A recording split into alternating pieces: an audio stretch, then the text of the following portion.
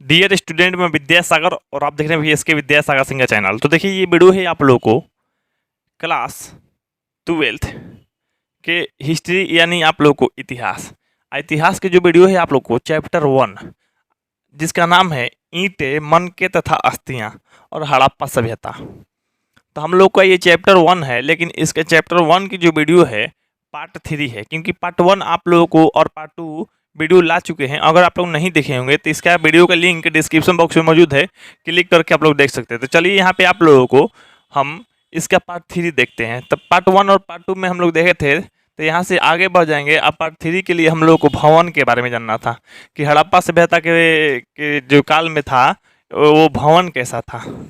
तो भवन के बारे में हम लोग देखेंगे। तो वहाँ पे पहुँच जाते हैं हम आप लोगों को भवन निर्माण। तो यहाँ पे हड़प्पा सभ्यता में भवन निर्माण हम लोगों को पढ़ना है। तो चलिए यहाँ से हम लोग आगे बढ़ते हैं।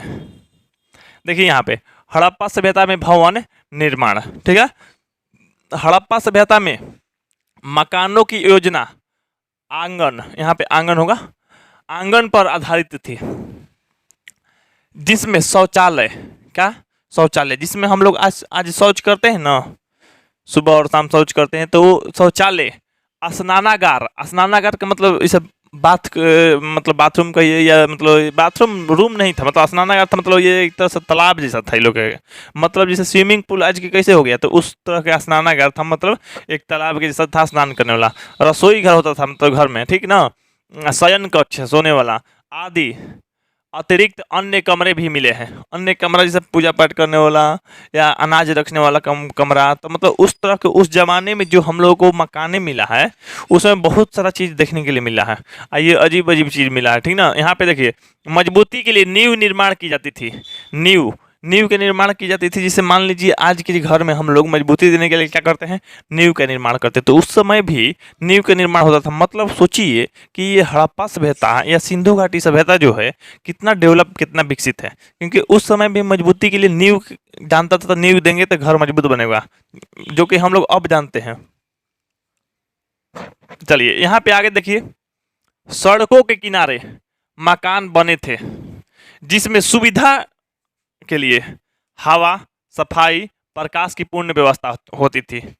इसे मान लीजिए आप लोग ऐसे ऐसे घर बने हैं हड़प्पा सभ्यता में, और सड़क के किनारे, ऐसे नहीं है रोड पे घर होता है तो हम लोग महंगी घर भी कहीं कहा जाता है, तो उसी सड़क पे भी मकान होता था उस समय। सुविधा के लिए हवा जाने के लिए, मतलब हवादार जगह बनाई जाती थी, सफाई करने वाला, चाहे सफाई वाला व्यवस्था, प्रकाश की पूर्ण व्यवस्था, हर चीज़ होती थी। प्रकाश की पूर्ण व्यवस्था जैसे मान लीजिए हम लोग के यहाँ अभी तो ट्यूबलाइट, लाइट, मरकरी या LED बल्ब जो भी है हम लोग के पास है, लेकिन उस समय लालटेन और दिया और हुआ करता होगा, ठीक ना।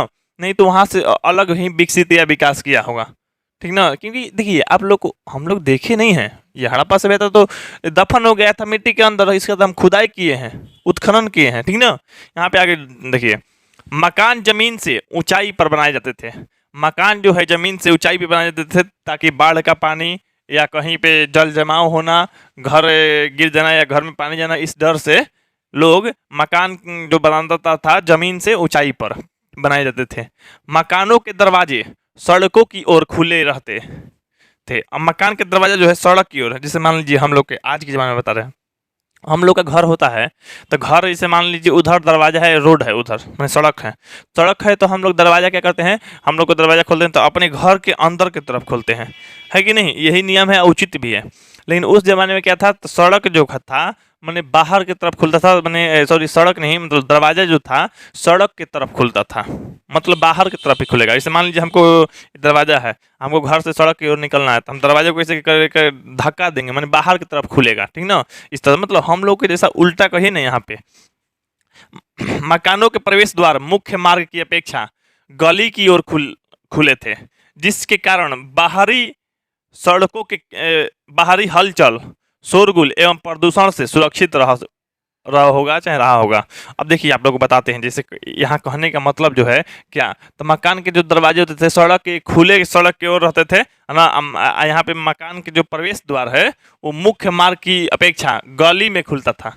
जैसे देखिए मान लीजिए यहाँ पे आप लोगों को हम नीचे कर लेते हैं, यहाँ पे नीचे कर लेते हैं, यहाँ पे समझाने के लिए आप लोगों को। समझिएगा आप लोग। जैसे मान लीजिए ये सड़क है, ठीक है, ये सड़क है, आप लोग को जा रहा है, ठीक। तो सड़क है ना, तो यहाँ पे मान लीजिए घर है, तो यहाँ पे घर है ना, तो घर जो है, ये नहीं कि इसका दरवाज़ा यहाँ पे रहता था, यहाँ पे दरवाज़ा नहीं होता था। दरवाज़ा किधर होता था? दरवाज़ा होता था इधर, माने मुख्य सड़क पे प्रवेश द्वार नहीं था। जो यहाँ प्रवेश द्वार था, यहाँ पे आप लोग प्रवेश द्वार मुख्य मार्ग की ओर अपेक्षा नहीं, गली की ओर खुलते थे। जैसे यहाँ से अब गली आता था, ये घर हो गया ना, तो घर की तरफ से एक गली आता था इस तरह से। तो इसका दरवाजा, ये घर का दरवाजा इस तरफ खुलता था, तब यहाँ से जाता था, तब मेन सड़क पे जाता था।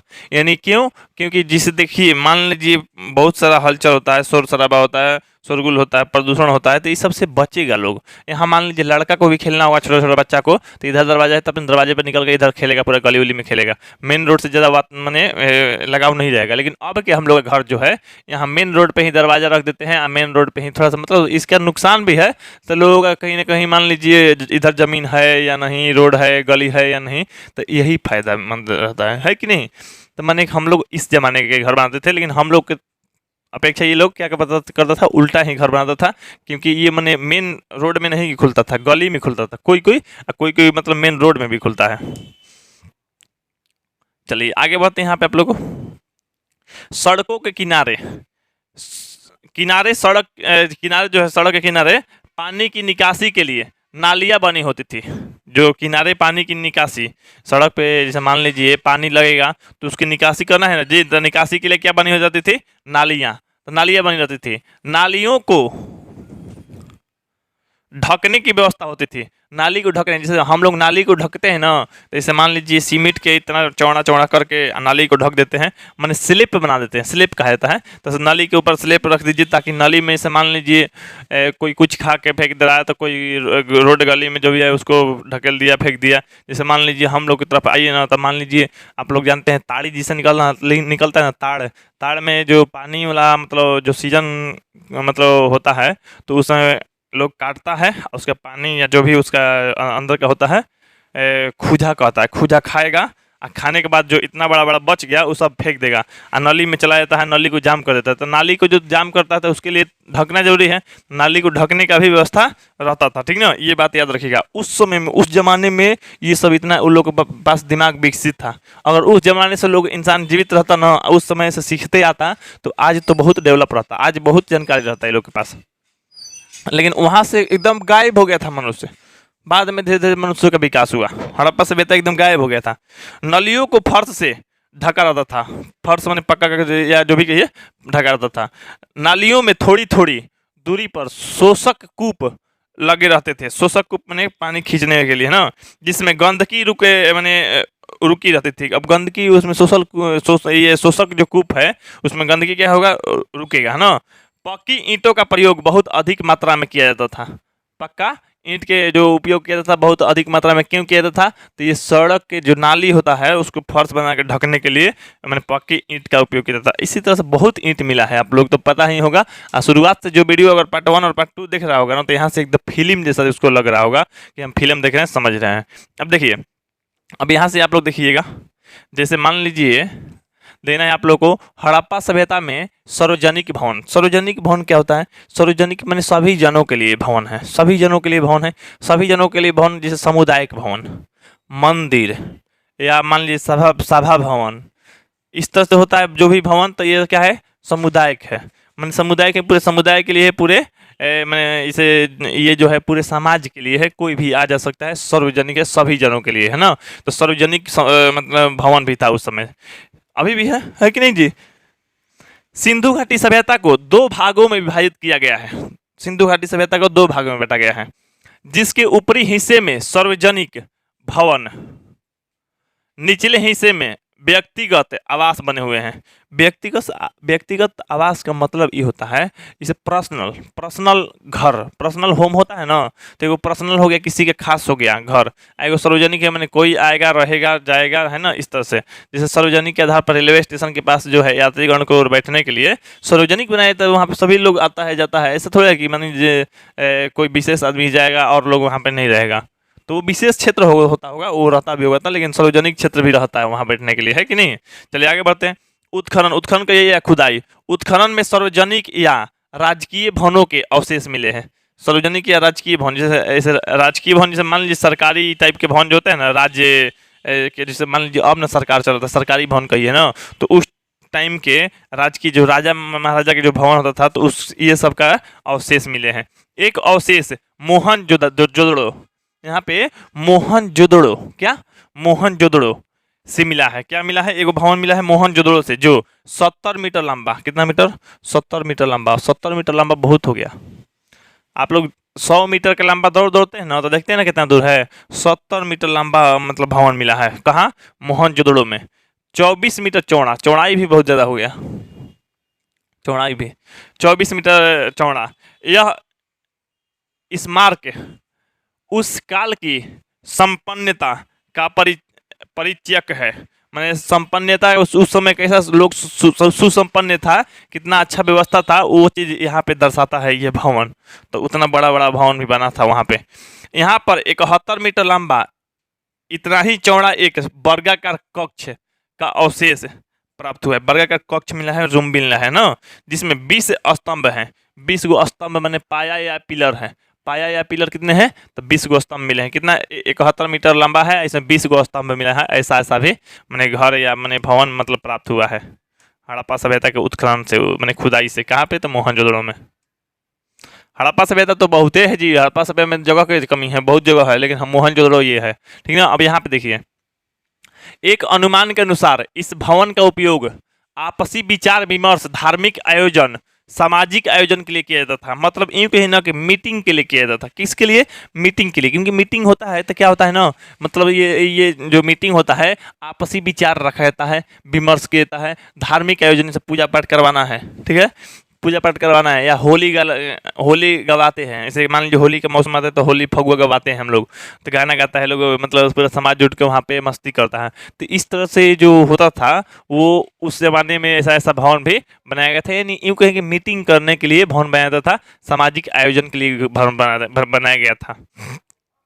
हड़प्पा सभ्यता में विशाल स्नानागार। अब देखिए आप लोग को, विशाल स्नानागार मतलब आप लोग को हड़प्पा सभ्यता में विशाल स्नानागार कहने का मतलब ही हो गया कि स्नान करने वाली जो स्विमिंग पूल कहिए, या जो भी मतलब टंकी नहीं कह सकते हैं, जैसे मान लीजिए तालाब है जैसा कहिए, एकदम मतलब बड़ा बड़ा स्नानागार। आप लोग ऑनलाइन सर्च कीजिएगा ना तो स्नानागार पता चलेगा। स्नानागार एकदम स्विमिंग पूल के जैसा है, ईंट से बना हुआ था, ठीक ना। तो स्नानागार का जलाशय किलो में स्थित था। किलो में माने किले, किलो नहीं किले, मतलब किले में स्थित था। किला होता था ना, किला, राजा महाराजा का किला, तो वो किला के अंदर स्थित था, है ना। 11.88 मीटर लंबा। अब देखिए ये भी लंबाई अच्छा खासा हो गया। 11.88 माने 12 मीटर के आसपास लंबाई जो है वो स्नानागार के विशाल स्नानागार प्राप्त हुआ है।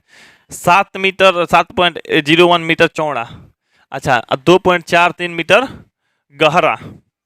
तल पर सीढ़ियाँ बनी हुई है। यह सीढ़ियाँ पक्की ईंटों से बनाई गई है।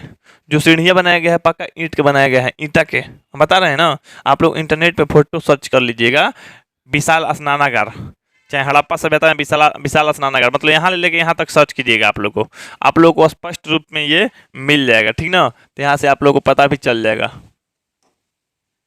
चलिए आगे बढ़ते हैं। यहाँ पे सर्च कीजिएगा हड़प्पा सभ्यता में विशाल स्नानागार, तो वो स्नानागार देखने के लिए मिल जाएगा। जो ये 2 लाइन हम पढ़े ना, तो एकदम बिल्कुल उसी के लिए है ना, विशाल स्नानागार के। अब चलिए आगे बढ़ते हैं। यहाँ पे आप लोग को, तो यहाँ पे देखिए आप लोग, स्नान कुंड के चारों ओर, स्नान कुंड कहिए, ये आप लोग को यहाँ पे इस तरह से हो गया है। चलिए, स्नान कुंड के चारों ओर कमरे बने हुए हैं। क्या बने हुए? स्नान कुंड के चारों ओर कमरा मतलब रूम बना है, और बरामदे, है ना, बरामदे भी बनाए गए हैं। स्नान कुंड के कमरे के समीप में पास में एक कुआं, यहाँ पे बिंदु हो जाएगा, कुआं बना हुआ है, जिससे पानी कुंड में आता है। क्या होता है? पानी कुंड में आता है। कुआं से पानी कुंड में आता है। कुंड कौन? जिसमें स्नानागार कर रहे हैं, स्नान करने वाला जो जगह है। और कुंड के गंदे पानी की निकासी एक अन्य दरवाजे या द्वार या छेद कहिए या नाली कहिए, उससे मैंने की जाती थी, उसका निकासी करवाया जाता था। गंदा पानी फिर बड़ी नालियों के माध्यम से शहर से बाहर निकाल जाता था। ऐसा वो लोग व्यवस्था बनाया था। तो जो गंदा पानी है उसके लिए नाली बना दिया गया था, बड़ा नाली, बड़े मैंने नाली से बड़ा नाली में जाके शहर से बाहर चला जाता था। मोहनजोदड़ो पता है आप लोग को, नगर ये सभ्यता है, शहर था मोहनजोदड़ो, व्यापार का केंद्र था। आप लोगों को पता होना चाहिए। पूछता है मोहनजोदड़ो किसका केंद्र था? तो व्यापार का। ठीक ना। आगे बढ़ते हैं यहाँ से आप लोगों। स्नानागार की दीवारों के निर्माण में सीलन से मैंने बचने के लिए डावर या तारकोल का प्रयोग किया जाता था।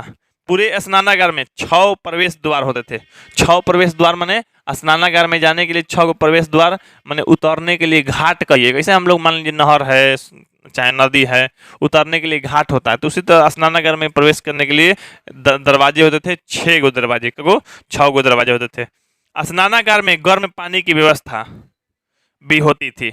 ये चीज़ आप लोगों को गर्म पानी की व्यवस्था जो होता था कि नहीं होता था, इसके बारे में तो आप लोग कहिए कि झूठ ही मानिए चाहे जो भी कहिए, आप लोगों को बस बुक दे दिया था पढ़ना है। नहीं तो मान लीजिए, क्योंकि कौन से लोग ऐसे बताइए, ठीक है, अपने मन से सब चीज़ ढूंढने वाले इंसान से देख के कह दे रहे हैं गर्म पानी उसमें 5000 वर्ष पहले ही करता था।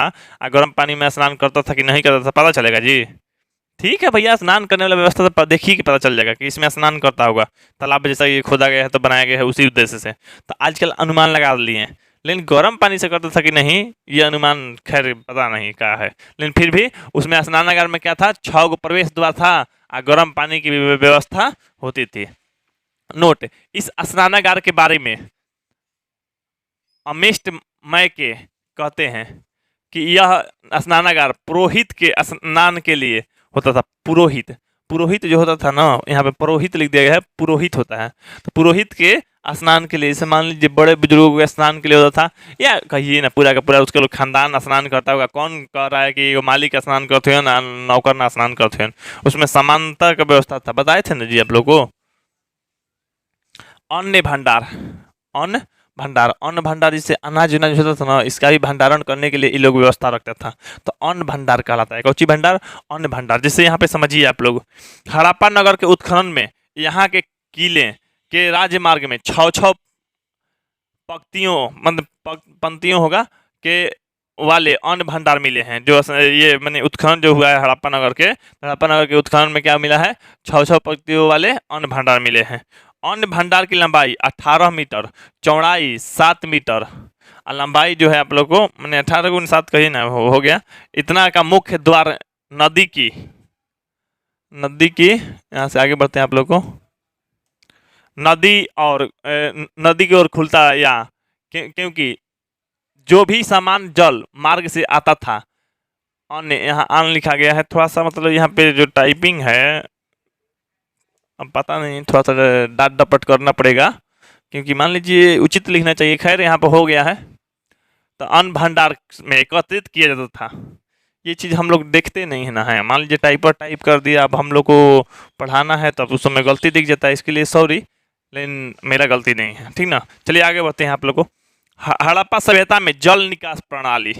हड़प्पा सभ्यता में जल निकास प्रणाली कहने का मतलब जल निकालने के लिए तो व्यवस्था होना चाहिए ना, तो जल निकासी के लिए भी व्यवस्था ये लोग को उचित था। हम लोग यहाँ अभी भी रुग्ण अवस्था में है, क्योंकि मान लीजिए हम लोग को जो इसे देखिएगा कि नाली जो है अभी तो मान लीजिए अच्छा हो गया, डेवलप हो गया, हर चीज़ बन गया, लेकिन आज से कुछ दिन पहले, कुछ वर्ष पहले आप लोगों के नालियाँ जो है इधर उधर बहते चलता था, है कि नहीं, पानी लग जाता था, गली भर जाता था, गली नली भरा हुआ गीला हुआ रहता था। तो ये सब व्यवस्था हो गया है। तो हड़प्पा सभ्यता में जल निकासी प्रणाली व्यवस्था था। हम लोग के यहाँ भले अब हुआ है, लेकिन उस समय उसी समय था, उतना पुराना वर्ष। हड़प्पा संस्कृति नगरीय थी। आप लोग को पता है ना, हड़प्पा की संस्कृति जो थी कैसी थी, नगरीय थी, माने ये लोगों का नगर था, ठीक ना। इन लोगों का जीवन स्तर उच्च था। जीवन स्तर उच्च था माने अच्छा था। क्या पता हम लोग से जीवन स्तर अच्छा था कि नहीं, लेकिन हम लोग का भी जीवन स्तर बहुत अच्छा है जी, क्योंकि हम लोग इंटरनेट तो और भी बहुत सारी चीज़ें ऐसा यूज कर रहे हैं, ऐसा प्रयोग कर रहे हैं जो कि वो लोग नहीं किया होगा। तो हम लोग अपने आप को उच्च मानेंगे, है कि नहीं। घरों का गंदा पानी सड़कों के किनारे बनी हुई नालियों से लेकर शहर के बाहर हो जाता था। इस नालियों में पक्की ईंटों का प्रयोग किया जाता था। इनका पिलास्टर किया जाता था। पिलास्टर या प्लास्टर कहिए, प्लास्टर भी हम लोग कहते हैं, पिलास्टर भी होता है, कोई दिक्कत नहीं है, जिससे नालियों को कोई नुकसान न पहुंचे। नाली को कोई नुकसान नहीं तो छेद हो जाएगा, नहीं तो नाली टूटना शुरू हो जाएगा, प्लास्टर नहीं होगा तो। इसलिए प्लास्टर के लिए चूना, मिट्टी, जिप्सम का प्रयोग किया जाता था। ये सब प्लास्टर करने के लिए चूना, मिट्टी, जिप्सम का प्रयोग होता था, ठीक ना। आगे यहाँ पे देखिए, यहाँ पे नोट में लिखा गया है आप लोग को। तो नोट वाला जितने भी बात हैं आप लोग जान लीजिए, क्योंकि ये नोट वाला जो है बहुत बहुत बड़े लोग या कहिए कि उत्खनन में जो अव्वल है, नंबर 1 है, जानकारी है, विशेष जानकारी वाले हैं लोग लिखते हैं। नोट देखिए, प्रोफेसर रामचरण शर्मा की मान्यता है कि कंस युग माने कंसा का युग माने तांबा का युग, कि किसी भी दूसरी सभ्यता ने सफाई एवं स्वास्थ्य को इतना महत्व नहीं दिया था जितना ये दिया, जितना हड़प्पा देश के वासियों ने दिया, जितना हड़प्पा देश के वासियों ने दिया उतना कोई सफाई पे ध्यान नहीं दिया था। फिर से नोट में, बहुयात से पक्की ईंटों का प्रयोग मुख्य रूप से 4 प्रकार के ईंटें प्रयुक्त की जाती थी। जो ईंटा है 4 प्रकार के ईंट, एगो देखिए आयताकार जो है आप लोगों को 4 जो है 4 कितना का है, 4 ये फुट है जी, क्या है, तो मान लीजिए 4 फुट तो नहीं होगा, मतलब ईंट जो है 4 सेंटीमीटर ले रहे हैं तो 4 इंच लेंगे, तो 4.2 अनुपात 1 के अनुपात में लोग मिलाता था, मैंने ऊंचाई लंबाई 4, चौड़ाई 2 और ऊंचाई 1, इस तरह के ईंट रहता था। ये भी एक विशेष प्रकार का ईंट हो गया। देखिए एल प्रकार की ईंटें, किस प्रकार के, एल प्रकार बराबर इन ईंटों का प्रयोग कोने में किया जाता था। अब देखिए एल ईंटा ऐसे होता है या एल ईंटा ऐसे होता होगा कि नहीं, ऐसे होता है, तो ये एल ईंटा हो गया। एल, तो एल ईंटा का जो प्रयोग होता था कहाँ पे होता था, कोने में किया जाता था। जैसे कोना बनाना होता है ना, तो कोना बनाना होता है, जैसे मान लीजिए ये रूम है तो इस तरह से कोना बना रहे हैं ना, तो कोना बनाने के लिए यहाँ पे कौन सा ईंट उपयोग करेंगे, तो यहाँ पे ईंट उपयोग करना पड़ेगा आप लोग को एल आकार के, कौन आकार के, एल प्रकार या एल आकार, ठीक है। नोकदार ईंटें, नोकदार, इनका प्रयोग कुओं में किया जाता था, कुआं में नोकदार ईंट का प्रयोग किया जाता था, इसीलिए नहीं 4 प्रकार के ईंट का प्रयोग किया जाता था, तो कुआं में नोकदार ईंट का प्रयोग किया जाता था, ठीक ना, कुआं में नोकदार ईंट, ये याद रखिएगा। ऐसे कुछ कोना में, जैसे भवन के कोना में वो होता था एल प्रकार के ईंटें, है ना, और कुआं में नोकदार ईंटें। टी प्रकार की ईंटें, इसका प्रयोग सीढ़ी में किया जाता था, टी प्रकार। अब टी प्रकार ऐसी ना है जी टी, तो ये सब सीढ़ी में प्रयोग किया जाता था, सीढ़ी बनाने में। अलंकृत ईंटों से निर्मित फर्श कलीबंगा से मिलता है, कहाँ से मिलता है, कलीबंगा जगह है, वहां से ही अलंकृत ईंटों का निर्मित फर्श मिलता है। ईंटों पर बिल्ली का पीछा करते हुए कुत्ते का पंजे का निशान मिला है, यह चन्हुदड़ो सभ्यता से मिला है। आप लोग को ये प्रश्न कई बार एग्जाम में पूछता है, ये प्रश्न पूछता है आप लोग को इस टाइप के कि इसे बिल्ली का पीछा करते हुए कुत्ते का जो सांच मिला है वो कहाँ पे मिला है, चाहे कहाँ के पत्थरों पे मिला है, तो चन्हुदड़ो, कहाँ, चन्हुदड़ो में मिला है। चन्हुदड़ो का जो पत्थर है वहाँ मतलब ईंट पर बना हुआ है, तो मतलब उस समय भी ये सब जानवर था, तभी ना वो उस बनाया है जी उस जमाने में। चलिए आगे यहाँ पे देख लेते हैं आप लोग को। तो ये सब आप लोगों को पूछेगा कि कहाँ पे सीढ़ी बनाने के लिए किस प्रकार के ईंट के प्रयोग करते थे, तो टी प्रकार के ईंट का, ठीक ना, सीढ़ी बनाने में, सीढ़ी निर्मित में। आगे बढ़ते हैं आप लोग को। देखिए हड़प्पा सभ्यता में सामाजिक जीवन, हड़प्पा सभ्यता में जो है सामाजिक जीवन कैसा था वो जानेंगे। हड़प्पा सभ्यता में सामाजिक जीवन, हड़प्पा सभ्यता में सामाजिक जीवन, सामाजिक संगठन, क्या, सामाजिक संगठन माने समाज को संगठित करके जोड़ के रखना, मिला के रखना, सामाजिक संगठन। भोजन के बारे में जानेंगे। फिर वस्त्र जो होता था, माने हड़प्पा सभ्यता के लोगों को समाज का वस्त्र कैसा होता था। आभूषण एवं सौंदर्य प्रदर्शन, माने ये लोग गहना वहना चाहे सुंदरता के लिए, जैसे मान लीजिए कुछ प्रदर्शन करने के लिए कुछ फैशन वैशन करता होगा ना। अच्छा, मनोरंजन, ठीक है, तो मनोरंजन ये सब हम लोग आगे जानते हैं। अब देखिए आगे यहाँ पे देखते हैं प्रौद्योगिकी, मृतक कर्म, चिकित्सा विज्ञान, ये सब आप लोग को जानेंगे। तो यहाँ पे देखिए हड़प्पा सभ्यता में सामाजिक संगठन, हड़प्पा सभ्यता में सामाजिक संगठन जानेंगे। तो यहाँ पे देखिए ध्यान से आप लोग समझते चलिए, बारी बारी से सब समझ लेंगे। इसी तरह से आप लोग को चैप्टर 1 खत्म हो जाएगा, नहीं हो जाएगा, आगे आने वाले कुछ वीडियो होगा जो आप लोग को चैप्टर 1 खत्म कराएगा, क्योंकि एक वीडियो में आप लोग को चैप्टर नहीं खत्म हो जाएगा, पूरा हम चीज़ पढ़ा दे रहे हैं आप लोग को। एग्जाम की दृष्टि से कोई भी चीज़ छोड़ नहीं रहे हैं, हर चीज़ स्पष्ट समझाते हुए चल रहे हैं, बताते हुए चल रहे हैं, कहानी की जैसा एकदम बात चल रहा है कि नहीं। तो आप लोग बस मन लगा के थोड़ा बहुत सुनिएगा तो कोई दिक्कत नहीं होगा। चलिए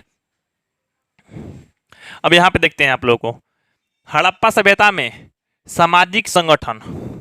इतिहासकार गार्नर चाइल्ड ने समाज को 4 वर्गों में विभाजित किया है। समाज, आज के समाज नहीं, हड़प्पा सभ्यता वाला समाज है ना, 4 वर्गों में। शिक्षित वर्ग, कौची, शिक्षित वर्ग, योद्धा या सैनिक, व्यापारी या दस्तकार, श्रमिक एवं कृषक। तो यहाँ पे देखिए आप लोगों को पता चल चुका है कि गार्नर चाइल्ड जो है 4 वर्गों में समाज को विभक्त किए थे। तो पहला है आप लोग को शिक्षित वर्ग। क्या है? शिक्षित वर्ग। पुरोहित, चिकित्सा, जादूगर, ज्योतिष लोग, ये सब किस वर्ग में आते हैं? तो ये सब जो है शिक्षित वर्ग में आते हैं। किस वर्ग में आते हैं? शिक्षित वर्ग। ये सब शिक्षित वर्ग था, पढ़ा लिखा वर्ग था। योद्धा या सैनिक, योद्धा या सैनिक वाला वर्ग में कौन कौन आते थे? इनकी पुष्टि दुर्गों में उपस्थित, दुर्गों में उपस्थिति के अवशेषों से मिले हैं। कैसे जान गए लोग? तो ये दुर्गों में जो उपस्थिति थी, जहाँ पे माने दुर्ग माने जहाँ होता है ना लड़ाई का मैदान, वो लोग जो था वहां से मतलब मिला है कि यहाँ एक वर्ग मतलब वर्ग अलग बांटा गया था। सैनिक या योद्धा होता था, वो दूसरा वर्ग था। ठीक है। तीसरा था व्यापारी या दस्तछार। तो देखिए बुनकर, बुनकर इसे मान लीजिए जो कपड़ा वपड़ा बुनता होगा वो लोग। कुम्हार होगा यहाँ पे इस तरह से, कुम्हार रहेगा कुम्हार। सुवर्णकर, सुवर्णकर जैसे गहना वहना बनाने वाला सुवर्णकर, ये सब मैंने था व्यापारी या दक्षछार था ना। यहाँ पे देखिए श्रमिक एवं कृषक, तो टोकरी बनाने वाले, मछली मारने वाले, ये सब किस वर्ग में आते थे? श्रमिक या कृषक वर्ग में आते थे। खेती वगैरह भी किया जाता था, ऐसा नहीं है कि नहीं किया जाता। तो खेती करने वाला भी तो कृषक वर्ग में आएगा आप लोगों को। चलिए आगे यहाँ पे देख लेते हैं आप लोग को। हड़प्पा सभ्यता में भोजन, वाह यही तो जरूरी है जी। मान लीजिए वो लोग क्या भोजन करता है हम लोग को जानना था। हड़प्पा सभ्यता में क्या भोजन करता है वो लोग को जानना बहुत ही जरूरी था, है कि नहीं? नहीं तो मान लीजिए आप, जैसे हम लोग क्या भोजन करते हैं, आने वाला पीढ़ी जानेगा कि नहीं जानेगा? तो मान लीजिए वो लोग मेरे जैसा रहेगा, मेरे जैसा भोजन भी मिलेगा, वो लोग को तो अच्छा रहेगा, तो जानता रहेगा, लेकिन फिर भी जानकारी कहीं ना कहीं से मिलेगा ही मिलेगा। चलिए यहाँ पे अब देखिए आप लोग, यहाँ पे है आप लोगों को हड़प्पा सभ्यता में भोजन। गेहूं, चावल, जौ, तेल, मटर, सब्जियां, वह मांसाहारी, क्या मांसाहारी भी थे। कछुआ, घड़ियाल, भेड़, बकरी, सुअर, मछली, मांस इत्यादि खाते थे। ये सब माने खाता था लोग, हड़प्पा सभ्यता के लोग। ठीक ना? माने शाकाहारी मांसाहारी दोनों था, माने यूं सर्वाहारी था, हम लोग के जैसा ही था खाने में। लेकिन बहुत सारा अनाज की खोज ही नहीं हुआ था उस जमाने में, अनाज के बारे में मिला ही नहीं हम लोग को। कैसे कर देंगे कि हर चीज़ मिलता होगा? जैसे अभी हर चीज़ मिलता है तो हर चीज़ उन लोग को नहीं मिलता होगा, है कि नहीं? लेकिन उन लोग को बहुत सारा चीज़ जो खाना मिलता है जो कि हम लोग खाते हैं। इसे यहाँ पे आप लोगों को देख रहे हैं ना, गेहूँ, चावल, जौ, तेल, मटर, सब्जी, ये सब मिल रहा है कि नहीं? इस काल में चित्रों में खजूर, अनार, तरबूज, नींबू, नारियल आदि के फलों का चित्रण किया गया है। तो ये सब फल के चित्रण कैसे किया गया होगा? वहाँ पे मिलता होगा, वहाँ पे पाया जाता होगा, वहाँ पे लोग खाता होगा, तभी तो ये सब मिला है। वह इन फलों का उपयोग भोजन के रूप में करते थे। इस प्रकार हड़प्पावासी मांसाहारी एवं शाकाहारी दोनों ही थे, मांसाहारी और शाकाहारी दोनों थे, यानी सर्वाहारी थे। तो ये उस जमाने का भोजन था, जो कि भोजन हम लोग को जान गए। अब देखिए हड़प्पा सभ्यता में वस्त्र। अब हड़प्पा सभ्यता में वस्त्र आप लोग को जानना है। मान लीजिए वो लोग कपड़ा पहनता कैसा था, हड़प्पा सभ्यता के वस्त्र कैसी थी, है कि नहीं? अब देखिए यहाँ पे हड़प्पा सभ्यता में वस्त्र, वह भिन्न भिन्न ऋतु या भिन्न ऋतु, ये एगो नहीं होगा। तो देखिए भिन्न ऋतुओं में अलग अलग वस्त्र पहनते थे। ऋतु माने मौसम, सीजन। तो जैसे अलग अलग सीजन आएगा, हम लोग को ठंडी आएगा तो यही पहने रहेंगे जी हम लोग, स्वेटर वगैरह कोट जैकेट पहनेंगे कि नहीं? तो वो भी उस प्रकार के लोग जो था वहाँ के अलग अलग वस्त्र पहनता था। महिला और पुरुष के वस्त्रों में भिन्नता पाई जाती थी। यह भी है कि महिला और वस्त्रों के जो मतलब का वस्त्र है उसमें भिन्नता पाई जाती थी। मतलब कहने का मतलब, जिसे मान लीजिए हम लोग क्या पहनते हैं, शर्ट पैंट पहनते हैं। अच्छा महिला क्या पहनती है? साड़ी पहनती है। ठीक है। अब लोग आजकल के जीन्स पे आ गए तो वो जमाना ही अलग है। अगर देखिए हम लोग से कहा जाए तो हम लोग अपना जमाने में ही अपना जमाना को बिगाड़ के रख दिए हैं। अगर मेरे मम्मी से पूछा जाए, मेरे पापा से पूछा जाए, तो वो सीधा से सीधा दोष देंगे कि बाबूआ तू लोग का जमाना है, केवल बिगाड़ के रख दिया है तू लोग। सही बात है कि हम लोग के समय में ही ये सारा का सारा व्यवस्था चौपट हो गया। हम लोग इंस्टाग्राम तो ये वगैरह हम लोग शॉर्ट वीडियो तो वो बहुत सारी चीज़ें करके हम लोग स्टाइल मारना, ये करना, फ़ोन से बात करना, गलत काम करना हम लोग के ज़माने में बढ़ गया है, नहीं बढ़ गया है। लेकिन हम लोग के, अगर हम लोग के ज़माना छोड़ दीजिए, हम लोग के पापा मम्मी के ज़माने में चलिए, उन लोगों के पास ना मोबाइल था, ना गलत करने के लिए बहुत ज़्यादा माध्यम था। तो हम लोग के मम्मी पापा नहीं बिगाड़े हैं समाज को, हम लोग समाज को बिगाड़ दिए हैं। लड़का है कुछ अलग ही दिशा में जा रहा है, लड़कियां हैं कुछ अलग दिशा में जा रही है। तो इस तरह से थोड़ा बहुत जो है ना, हम लोग सोशल मीडिया होने से जो हम लोग गलती कर रहे हैं, जो गलत फैला रहे हैं, सिर्फ और सिर्फ हम लोग का दोष है। ऐसे ही नहीं कहता है शायद, लोग ऐसे कहता है ना कि हाँ मेरी वो आखिरी माँ है जिसका, मतलब मेरे खानदान के वो आखिरी इंसान माँ है जिसका सोशल मीडिया पे कोई अकाउंट नहीं है। सही बात है, आखिरी इंसान है, नहीं तो आने वाली, जैसे मान लीजिए हमारी माँ का सोशल मीडिया पे कोई अकाउंट नहीं है, ठीक है। अब इसके बाद जो हमारी पत्नी आएगी तो कह सकते हैं जी कि सोशल मीडिया पे अकाउंट नहीं रहेगा, कन्फर्म रूप से रहेगा, तो वो आखिरी हैं। खैर वहाँ से उन लोगों का ज़माना भी अलग था, शिक्षित था, शिक्षित तो था ही, संस्कारी था मेन। हम लोग शिक्षित हुए भी तो क्या हुए, संस्कार भूल गए, हम लोग का पूरा ज़माना भूल गया। कुछ लोग कर रहे हैं तो वो लोग का तो नमन है दिल से, सैल्यूट है दिल से, तो संस्कारी बने हुए हैं, संस्कार को लेकर चल रहे हैं। तो चलिए यहाँ पे आगे बढ़ते हैं आप लोग को। तो खैर औरत और पुरुष के जो कपड़े थे भिन्न भिन्न थे, लेकिन अब तो सब अलग अलग, क्या एक ही कपड़ा हो गया है। क्या पता कईयों आदमियों फराक पहन के ना निकलने लगे, नाइटी पहन के ना निकलने लगे। औरत तो जीन्स पहन ली, फुल पैंट पहन ली, पैंट शर्ट पहनने लगी, टी शर्ट पहनने लगी, सब कपड़े लूट ली, बड़ा दिक्कत कर दे। लड़का लोग को कपड़ा महंगा गया, लड़की लोग पहनने लगे। लड़की के जैसा जो है ना, इसे मान लीजिए प्लाजो पहनती है, लड़का भी प्लाजो पहन लेगा तो प्लाजो का दाम बढ़ जाएगा।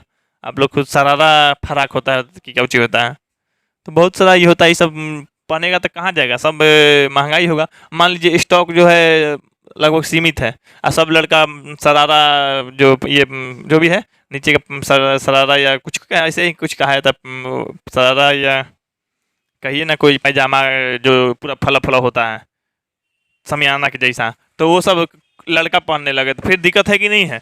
चलिए देखिए, पुरुषों में धोती, पगड़ी, दसाले, दसाले मतलब कुर्ता, एवं महिलाओं में घाघरा साड़ी पहनती थी। ये सब महिला लोग पहनती थी, ये लोग पुरुष लोग जैसे मान लीजिए धोती पगड़ी ये सब पुरुष लोग पहनता था। अब नोट, चंद्रदुड़ों से प्राप्त मूर्ति में पगड़ी मिली है। चंद्रदुड़ों में एक क्या है, चंद्रदुड़ों में एक मतलब वहाँ पे एक मूर्ति मिला है। अब मूर्ति में क्या था, तो मूर्ति में पगड़ी था, माने मिट्टी का ही बना होगा, नहीं तो कुछ धातु का बना होगा, धातु में ही पगड़ी बना दिया गया होगा, तो पता नहीं चल जाएगा कि ये पगड़ी है, तो पगड़ी का पता चला है। हड़प्पा सभ्यता में आभूषण एवं सौंदर्य प्रसाधन, मतलब यानी कहने का मतलब हड़प्पा सभ्यता में आप लोग को आभूषण गहना भी होता था, सुंदरता के लिए भी होता था, वो भी आप लोग देख लीजिए। आजकल के देख ही रहे हैं कि लड़का लड़की का स्टाइल क्या है, कि देख रहे हैं ना, लड़की बिना मेकअप के तो सुंदर लगेगी नहीं, मेकअप में ही सुंदर लगेगी, बिना मेकअप के रहेगी भी नहीं। तो खैर यहाँ पे उस जमाने में भी मेकअप, मसाज ये सब मैंने सुंदरता सौंदर्य के लिए चलता था। खैर देखिए यहाँ पे स्त्री एवं पुरुष दोनों ही आभूषण पहनते थे। अजीब है जी, पहले के पुरुष, हम लोग तो सोचे हम लोग अच्छा हैं, नहीं तो देख लीजिए पुरुष भी क्या करता था, आभूषण पहनता था। तो खैर हम लोग इसको काट नहीं सकते हैं। आज के जैसे हम लोग बहुत सारे हिंदू धर्म के जैसे सीरियल फिल्म देखें, रामायण वगैरह ये सब, महाभारत वगैरह, तो उसमें भी राजा महाराजा जो होते हैं वो लोग भी क्या किए हैं कि आभूषण पहनते थे, है कि नहीं। वह दोनों के सौंदर्य प्रसाधन की सामग्री का प्रयोग करते थे, चाहे थे, है ना। अंगूठी, कान की बाली, मैंने पुरुष भी पहनता था, महिला लोग भी पहनती थी, अंगूठी पहनता था, कान के बाली पहनता था, ठीक ना।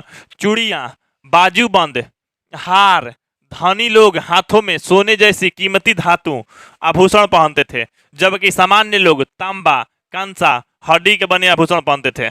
इसमें भी कोई प्रकार की भिन्नता है जी नहीं। राजा महाराजा जो लोग धनी मनी है ना, तो वो सोना के पहनता था, और जो थोड़ा सा गरीब या सामान्य लोग जो है वो कांसा तांबा पहनता था, हड्डी के ये सब मैंने आभूषण के लिए पहनता था। देखिए आजकल के लड़का कितना विद्वान है जी, कितना धनी होनी है। पहले के लोग सीरियल में देखता है ना कि मान लीजिए राम का जब जन्म हुआ तो दशरथ जी भी गई दाई न कहने कि महाराज आपका पुत्र हुआ है, तो वो क्या करते हैं, माला में जितना गहना जेवर पहने हुए तो रहते हैं तोड़ के दे देते हैं, तो ले जाओ। आजकल के लड़कन वही करता है, माला पहन के रखा है, देखिएगा ना, हाथी को सोना पहन के रखेगा, दुर्गा माई के, तो ये जो बजरंग बली हैं, ये सब देवता पितर का जितना बड़ा पहन के रखेगा। हमको लगता है एकरो का वो लड़का होगा ना तो तुड़ू कैसे दे देगा, लो लेके जाओ अब पता नहीं, उसको हम मना करते हैं। किसी को भी लोग माला धारण करता है तो उसको मना करते हैं। अब कहिए क्यों?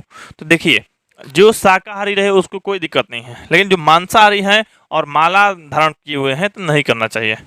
क्योंकि मान लीजिए हम अपने सबसे पवित्र देवी देवता का, अभी कभी मंदिर के आसपास भी जाते हैं ना, तो हम लोग स्नान करके जाते हैं, नंगे पाँव हो जाते हैं, तो हम लोग देवी स्थान तक, देवता तक जा रहे हैं, और उसी देवी देवता को अगर हम गला में धारण किए हुए हैं, मांसाहारी खा रहे हैं, मांस वगैरह खा रहे हैं, तो बताइए, यहाँ पे देवी देवता है, यहाँ पे मुँह वो है, अब मुँह भी क्या कर रहे हैं, मांस खा रहे हैं, यानी इतना का फर्क है। क्या पता कभी देवता देवी को भी चटा देगा।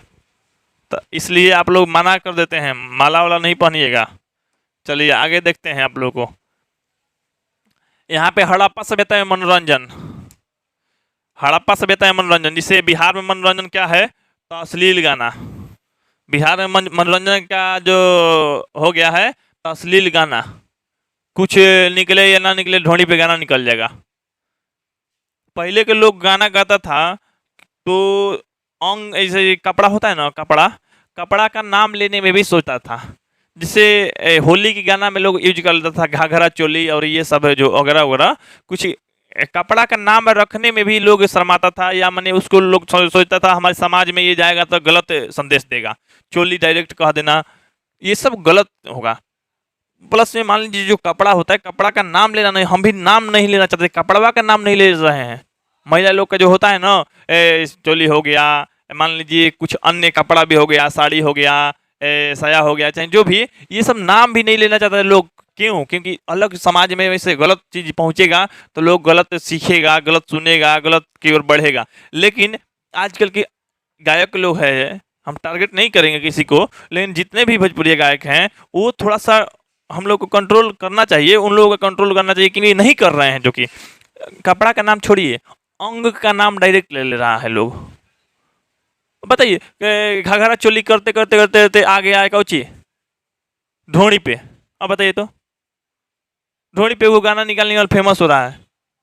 सब गायक, एगो गायक नहीं, शुरू से लेकर आज से 5 वर्ष पहले, 8 वर्ष पहले ही से निकल रहा है ढोड़ी पे गाना, अब सबके सब हिटे हो रहा है। आप लोग खुद जानते होंगे। तो ये सब थोड़ा सा मतलब अजीब है, नहीं होना चाहिए था हम लोग के समाज में।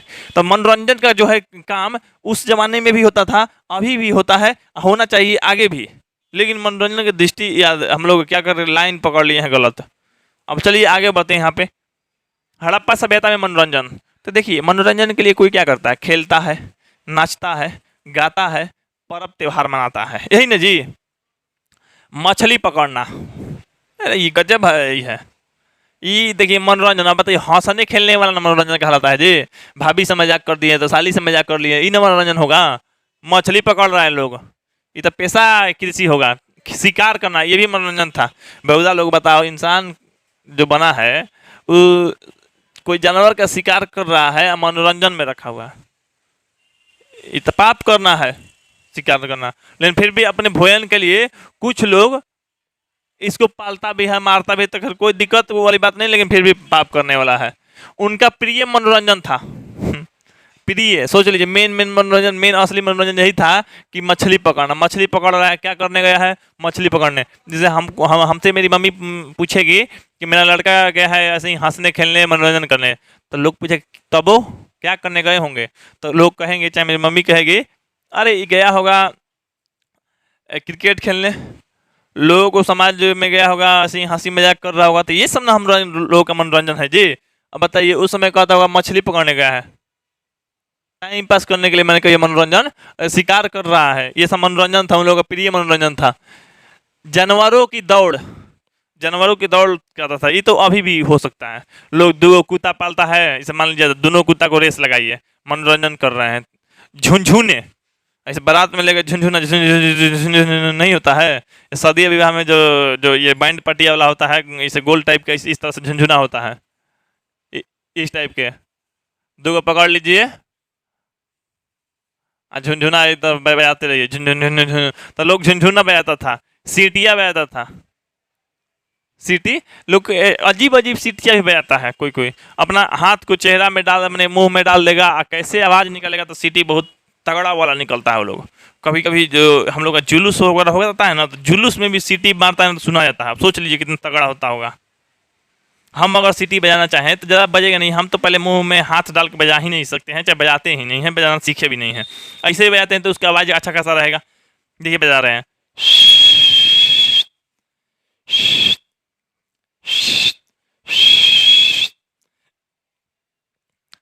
ये देखिए, ये जो है आप लोगों को सीटियाँ बजाना, शतरंज का खेल, ये बहुत अच्छा है।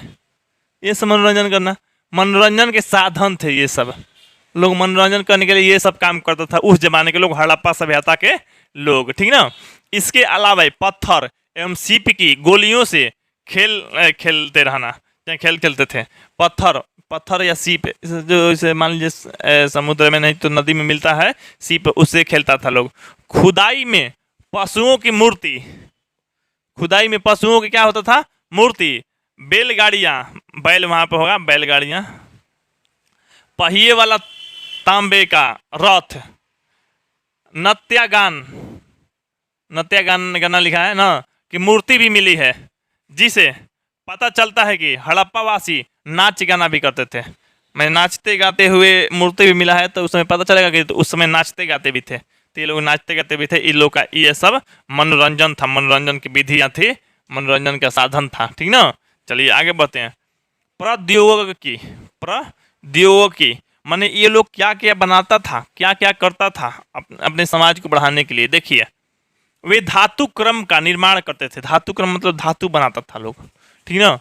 अयस्कों से धातु अलग करते थे। अयस्क से क्या करते थे, धातु अलग करते थे। अभी भी हम लोग अभी अयस्क से धातु अलग करते हैं, तो मैंने धातु का निष्कर्षण कहता है। साइंस पढ़िएगा तो हम पढ़ा देंगे, साइंस में पढ़ाते हैं आप लोगों को, जबरदस्त रूप से पढ़ाते हैं, आप पढ़िएगा भी आप लोग अच्छा से। तो अयस्क से क्या करते हैं, देखिए, खनिज से भी धातु निकाला जा सकता है, अयस्क से भी निकाला जा सकता है। जैसे खनिज और अयस्क में क्या अंतर है, तो यहाँ पे जान लीजिए। देखिए खनिज और अयस्क, देखिए खनिज में क्या होता है ना, खनिज से भी धातु निकलता है और अयस्क से भी धातु निकलता है, लेकिन सब खनिज जो होता है आप लोगों को फायदा नहीं करा सकता। जैसे हम बालू से अगर लोहा निकालना चाहें तो चुंबक को ले जाएं तो निकाल सकते हैं कि नहीं जी, तो आसानी से निकाल सकते हैं, बहुत सारा लोहा निकाल सकते हैं। लेकिन अयस्क से अगर निकालेंगे तो ज़्यादा फायदा होगा। अब खनिज मान लीजिए, हम बालू से दिन भर अगर हम लोहा निकालते चलें तो हो सकता है 1 kg लोहा, मैंने इतना लोहा मिल जाए बालू से, तो 1 kg के दाम हुआ 30 रुपये 35 रुपया। तो 30-35 रुपये एक दिन में हम निकालेंगे, मेरा मजदूरी हो गया 500 रुपया। तो दिक्कत वाली बात है कि नहीं। तो इसलिए अयस्क से निकाला जाता है। अयस्क क्या होता है, खनिज से ही अयस्क बना है, मैंने सभी अयस्क खनिज होते हैं, लेकिन सभी खनिज अयस्क नहीं होते हैं। जना में घाटा लग रहा है वो अयस्क नहीं है, जना फायदा मिलेगा, आसानी से निकल जाएगा, कम खर्च में निकल जाएगा, उसी को अयस्क कहा जाता है ना। तो मतलब ये आसानी से निकल जाता है अयस्क। तो अयस्क से क्या किया जाता है, धातु अलग किया जाता है, मैंने धातु का निष्कर्षण किया जाता है, धातु का निष्कर्षण कहलाता भी है ना। तो अयस्क यहाँ पे देखिए, जैसे अयस्क जो है आप लोगों को बहुत सारा अयस्क याद करके रखना पड़ता है। इसे मरकरी जो है ना, पारा का अयस्क क्या है, सिनेबार है, एल्युमिनियम है जो है ना, बॉक्साइड है। तो इस तरह से मान लीजिए उससे निकालिएगा तो ज़्यादा मात्रा में मिलेगा और कम खर्च मिलेगा, कम मेहनत में मिल जाएगा। चलिए आगे बढ़ते हैं। यहाँ पे मिश्रित धातु का भी निर्माण करते थे, माने धातु को मिलाते थे, मिक्स करते थे। तांबे में चांदी व टीन मिलाकर कांसा बना लेते थे। तांबे में क्या मिलाते थे, टीन और यहाँ पे चांदी, टीन और चांदी मिला के क्या बनाते थे, कांसा। आवश्यक की आपूर्ति राजस्थान प्रांत के खेड़ी माने झुंझुनू का आता है, अब खेड़ी वह बिहार प्रांत के हजारीबाग से करते थे। हजारीबाग बिहार में, वहां से करते थे। चकमक पत्थर के बॉट व नालिकाकार बम बनाते थे। क्या बनाते थे, नालिकाकार बम। आप लोग खुद समझ सकते हैं नालिकाकार बम क्या होता है। तो नालिकाकार ये बम भी बनाते थे आप लोग को।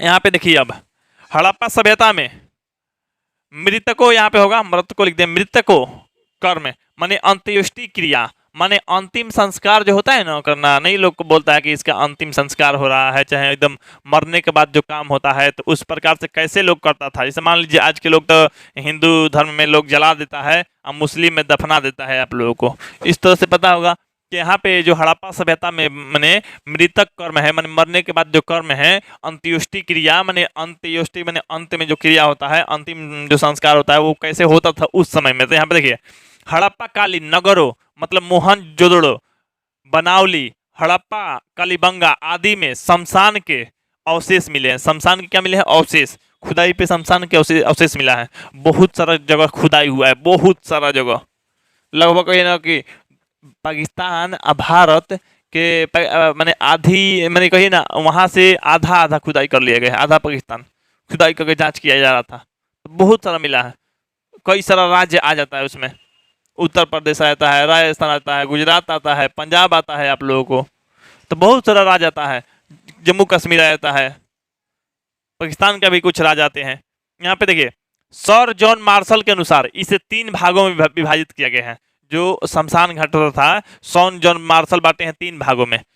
पूर्ण समाधिकरण या सावधान, है ना, पूर्ण समाधिकरण या सावधान एगो। दूसरा है आंशिक समाधिकरण या सावधान, सावधान ही कहिए, आंशिक में थोड़ा कम मात्रा में होगा। दाह क्रम, दाह मतलब जलाए तथा दाह क्रम या क्लेश सावधान भी कहा जाता था। तो 3 वर्गों में बांटे हैं सर जॉन मार्शल, ठीक ना। कौची के तो अंत्योष्टि या अंत्योष्टि क्रिया माने मृतक कर्म। अब देखिए पूर्ण सावधान क्या होता है। पूर्ण सावधान आप लोग को जैसे 3 वर्गों में बांटा है ना जी, इसे 3 वर्ग में आप लोगों को बांटा गया है। तो यहाँ पे आप लोग खुद देख रहे होंगे, तो 3 वर्ग में बांटा गया है। पहला है आप लोगों को पूर्ण समाधिकरण, तो पूर्ण समाधिकरण नहीं तो आप लोग पूर्ण सावधान, सावधान, है ना। तो देखिए 100 को उत्तर की ओर, दक्षिण, उत्तर की ओर से लेकर दक्षिण की ओर दफनाया जाता था। मैंने उत्तर से दक्षिण, उत्तर से लेकर दक्षिण की ओर। मैंने सिर जो होता था, सिर किधर होता था, सिर रहता था दक्षिण की ओर, और पैर होता था उत्तर की ओर। ये पूर्ण समाधान कहलाता था, ठीक ना। पूर्ण समाधान नहीं तो पूर्ण समाधिकरण, पूर्ण समाधिकरण कहलाता था। इस तरह के लोग दफनाया जाता था पहले। अच्छा, दूसरा है नोट। नोट यहाँ पे देखिए आप लोग, हड़प्पा में एक कब्र ऐसी मिली है जिसे दक्षिण से उत्तर की ओर दफनाया गया है। अब सब कब्र जो होता है ना, मतलब उत्तर से दक्षिण की ओर दफनाया गया है, लेकिन एक ऐसा भी कब्र मिला है जो दक्षिण से उत्तर की ओर है, ठीक ना। और सबको ताबूतों में रखा गया है। ताबूत या ताबूत कहिए, जो बक्सा जैसा पेटी नहीं होता है लकड़ी का, तो इस तरह से ताबूत में रखा गया है बंद करके। इसकी पहचान विशेष कब्र से की गई है।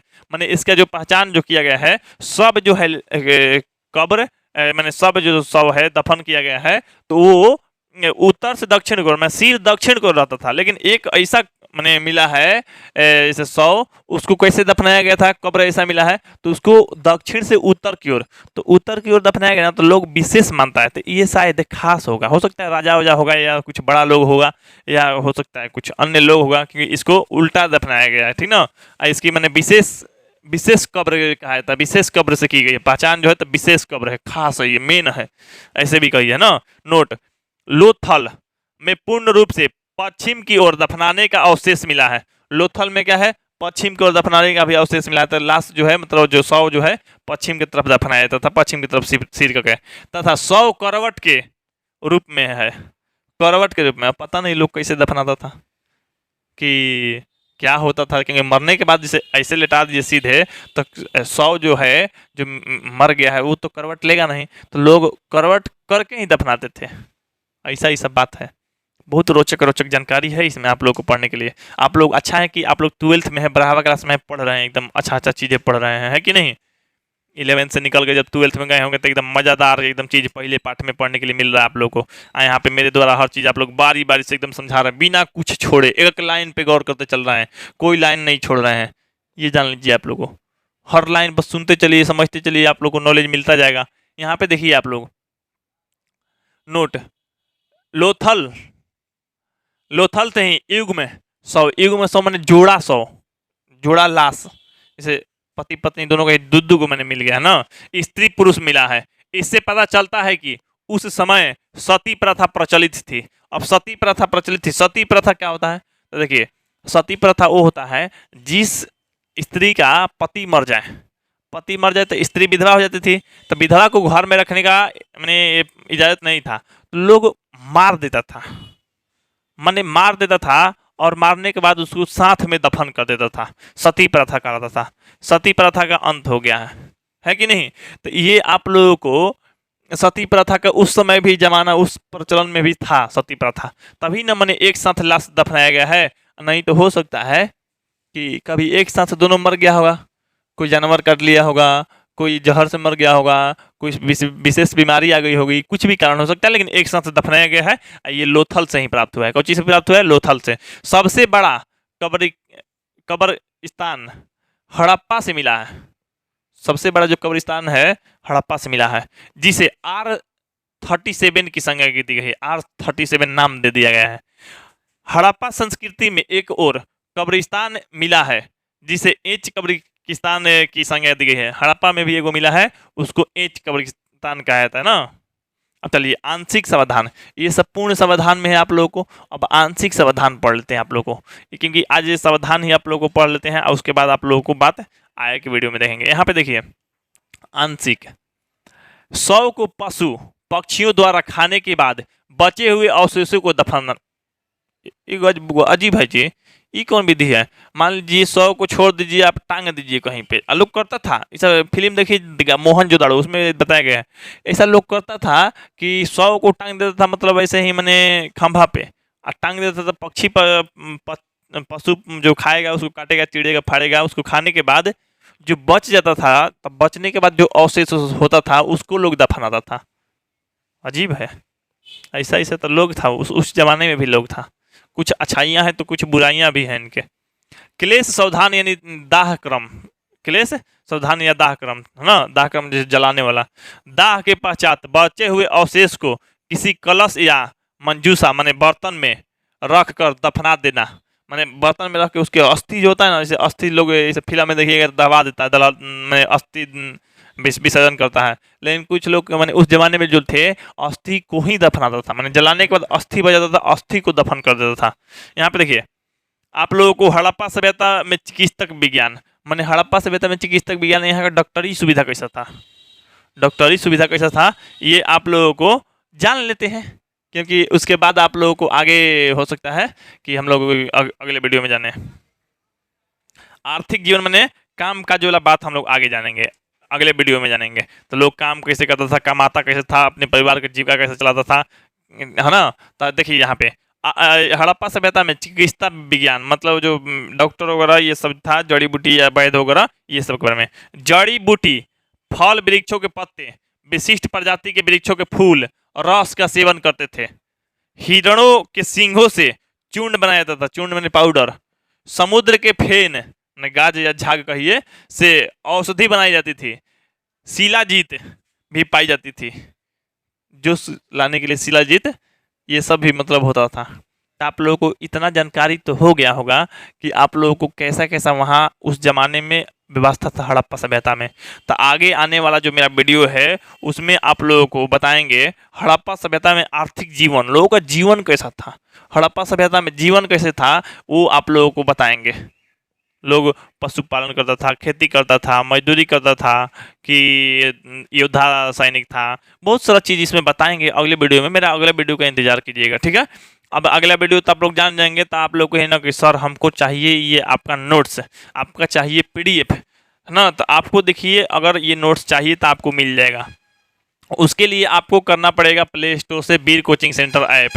वीर कोचिंग सेंटर ऐप जो है आप लोग प्ले स्टोर पे इंस्टॉल कर लीजिए, आप लोग सर्च कर लीजिएगा वीर कोचिंग सेंटर, नहीं तो ऐप का लिंक डिस्क्रिप्शन बॉक्स में मौजूद है, आप लोग क्लिक करके इंस्टॉल कर सकते हैं। तो वीर कोचिंग सेंटर फटाफट आप लोग ऐप को इंस्टॉल कर लीजिए, ठीक है। इंस्टॉल करने के बाद आप लोग अपना उस पर अकाउंट बना लीजिएगा, नाम email ID डाल के, कोई दिक्कत नहीं होगा, बना लीजिएगा। अगर आप लोगों को कोई दिक्कत आ रहा है तो इस नंबर पर कांटेक्ट कर लीजिएगा। मेरा नंबर है 8340453964। तो इस नंबर पर लोग कांटेक्ट कर सकते हैं, ठीक है। व्हाट्सएप कर सकते हैं, व्हाट्सएप से कांटेक्ट कर सकते हैं। अब यहाँ पे देखिए आप लोग को यहाँ पे इस ऐप जो है इंस्टॉल तो कर लेंगे, लेकिन आप लोग के लिए बहुत ही दमदार ऐप है। इसमें आप लोग को जैसे चैप्टर वाइज, आप लोग जैसे क्लास 10वीं 11वीं 12वीं के आर्ट्स या साइंस के बच्चे हैं, जो भी आप लोगों को पढ़ने के लिए हर सब्जेक्ट का chapter wise PDF, assignment, digital notes मिल जाता है आप लोगों को। उसके बाद आप लोगों को लेक्चर वीडियो, लाइव क्लास, उसके बाद आप लोगों को डाउट सेशन मिल जाएगा।